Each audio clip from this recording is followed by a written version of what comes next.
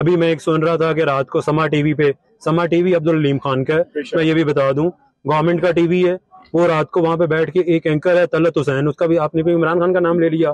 तलत हुसैन कह रहा था कि जी वो हमारे पास रिपोर्टें आई हैं कि वहां पे 4,000 बंदे हैं, 3,000 या 4,000 बंदे हैं। तलत हुसैन को मेरा पैगाम है, बंदे का पुत्र एक भी हो ना, बंदे का